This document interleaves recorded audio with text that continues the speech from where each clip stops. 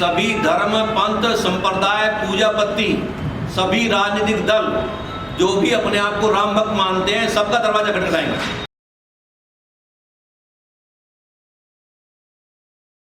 तो जैसा कि आप सभी को जानकारी है कि अयोध्या में भगवान श्री राम के भव्य मंदिर के निर्माण कार्य प्रारंभ हो गया है।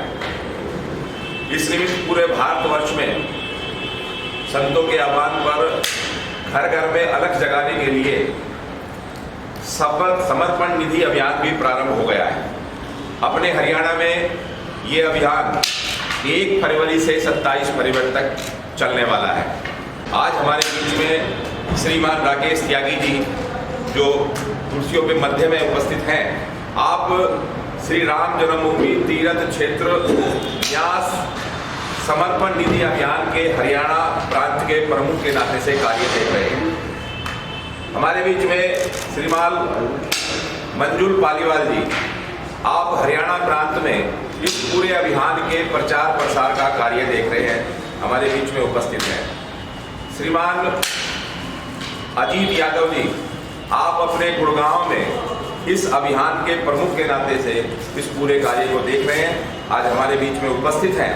अब मैं श्री राकेश त्यागी से निवेदन करूंगा कि आप लोगों से बातचीत करें। जो आपको राकेश त्यागी जी बात कहें उसके उपरांत आप अपने प्रश्न रख सकते हैं। श्रीमान राकेश त्यागी। सभी को राम राम, जय श्री राम। जैसा कि हम सब जानते हैं, 492 वर्षों के लंबे संघर्ष के बाद ये रास्ता मंदिर निर्माण का निकला है।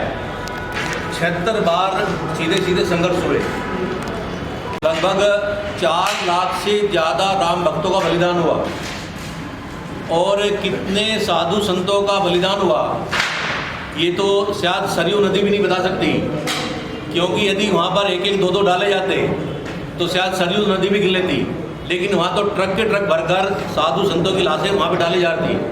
तो मैं समझता हूँ सरयू नदी भी गिरने में असमर्थ रही होगी। तो इतने बड़े बलिदान के बाद ये रास्ता मिला और जब ये निर्माण का रास्ता प्रशस्त हुआ तो अपनी समिति ने तय किया कि राम सबके हैं, हम सब भी राम के हैं। और जब राम को वनवास हुआ तो उन्होंने केवट को गले लगाया, निषाद राज को गले लगाया, जटायु को पिता तुल्य सम्मान दिया और माता सबरी को माता का सम्मान दिया। ऐसे वो सबके थे और एक समाज, सारा समाज एक है, इस तरह का संदेश भगवान राम ने अपने समय में दिया। तो उसी बात को ध्यान में रखते हुए पूरे भारतवर्ष में ऐसा विचार किया गया है कि 5.25 लाख गांव तक जाने का इसमें लक्ष्य है। 13 करोड़ परिवारों तक संपर्क करना है इसमें।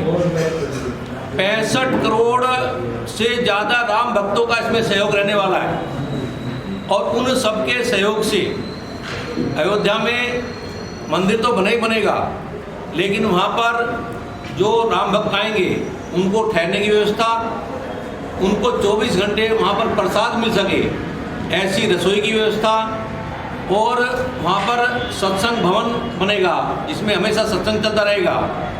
एक ऑडिटोरियम बनेगा जिसमें राम जी के जीवन चरित्र का हमेशा उसमें चलचित्र चलता रहेगा।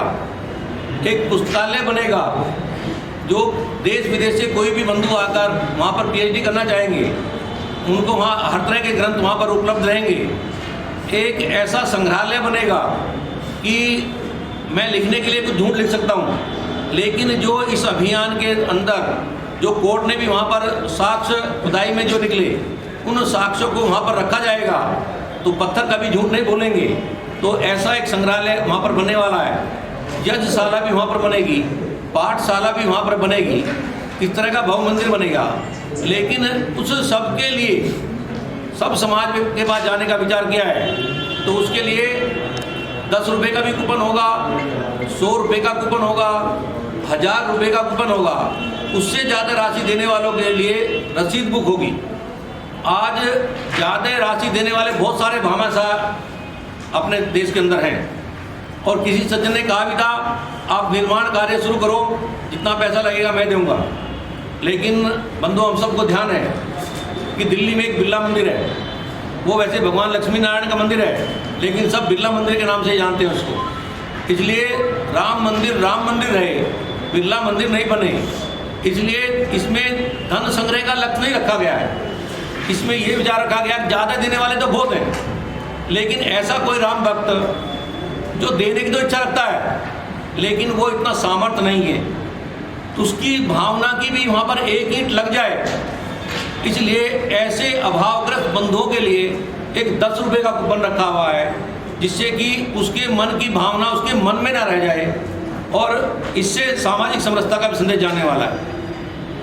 तो इसी प्रकार पूरे हरियाणा में 6726 गांव हैं, 1202 बस्तियां हैं, लगभग 45,000 से ज़्यादा राम भक्त पूरे हरियाणा में लगने वाले हैं। ऐसे ही गुरुग्राम में जो विचार किया है, यहाँ पर 200 गांव हैं, 161 बस्तियां हैं, यहाँ पर 4-5 कार्यकर्ताओं की एक टोली है। इस तरह से 1250 टोलियाँ इन्होंने बनाई हैं। तो 5000 से ज़्यादा कार्यकर्ता इस अभियान में जुड़ने वाले हैं। तो इस अभियान की शुरुआत इस तरह से होगी। अखिल भारतीय स्तर पर जो तय किया गया था इस अभियान के लिए, जो समय तय किया था, वो 15 जनवरी से 27 फरवरी तक का हमारा समय तय है। लेकिन हम जानते हैं हमारा जो देश है, अभी यहाँ पर सर्दी है तो मद्रास में गर्मी है, अलग अलग भौगोलिक ऋतुएं भी अलग अलग होती हैं। तो ये सब प्रांतों के ऊपर छोड़ दिया गया था कि वो अपने प्रांत के हिसाब से अपना समय चुन सकते हैं। तो हरियाणा की जो इस अभियान की जो टोली है, उसने तय किया है कि हम इस अभियान की शुरुआत 1 फरवरी से करेंगे और 27 फरवरी को शुरुआत करेंगे। वैसे आप सबको जानकारी मिल चुकी होगी कि 15 जनवरी को राष्ट्रपति जी से उनके अपने निधि, अपने पर्सनल निधि में से उन्होंने अपना एक अनुदान देकर इसके अभियान की शुरुआत कर दी है। और दिल्ली में जो बिरला मंदिर के पास में एक वाल्मीकि बस्ती है, वहाँ पर कृष्ण शाह जी महाराज रहते हैं। अपने राष्ट्रीय स्वयंसेवक संघ के पूजनीय सरसंघचालक मोहन जी भागवत ने उस मंदिर में मत्था टेक कर कृष्ण शाह जी के साथ में लगकर उस वाल्मीकि बस्ती से इसकी शुरुआत की है।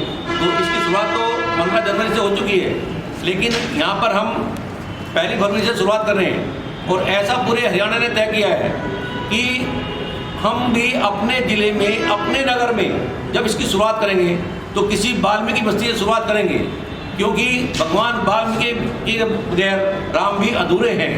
ऐसा एक सामाजिक समरसता का संदेश ये पूरे भारतवर्ष को एक जोड़ने वाला विश्व का सबसे बड़ा अभियान बनने जा रहा है। इतना मुझे कहना था बंधुओं, धन्यवाद।